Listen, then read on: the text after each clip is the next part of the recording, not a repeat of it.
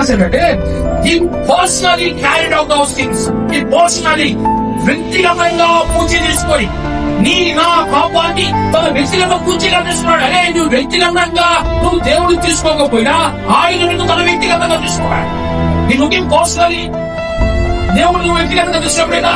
నా దేవుడు ఇలా, నేను నా దేవుడు ఇలాగా జీవించాలి, నేను నా దేవుడు ఏం చెప్పాడు వినాలి, నేను నా దేవుడిని అనుసరించాలి, నేను నా దేవుడు ఏం చెప్పాడుగా ఆయన మాట వినాలి, నేను నా దేవుడు ఆయన అడుగుదల నడవాలి. నువ్వు ఎప్పుడు వారిని వ్యక్తిగతంగా తీసుకోవాలా, కానీ నీ దేవుడిని వ్యక్తిగతంగా తీసుకున్నాడు.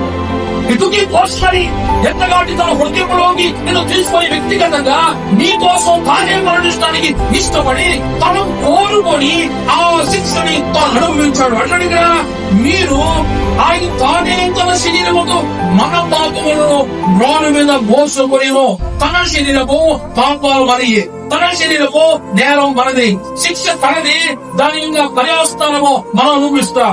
నేరము మనది, దానికి ఆయన శిక్షించబడ్డాడు. తప్పు మనం చేశాం, దానికి ఆయన బలైపోయాడు. మనం ఇబ్బంది పడ్డాము, ఇబ్బంది పెట్టాము, దానికి ఆయన గాయపరచబడ్డాడు. చూడండి, తప్పు మనమైనప్పటికీ కూడా ఆయన శరీరంలో దాన్ని అనుభవించడానికి దాన్ని ఆయన వ్యక్తిగతంగా తీసుకుంటాడు.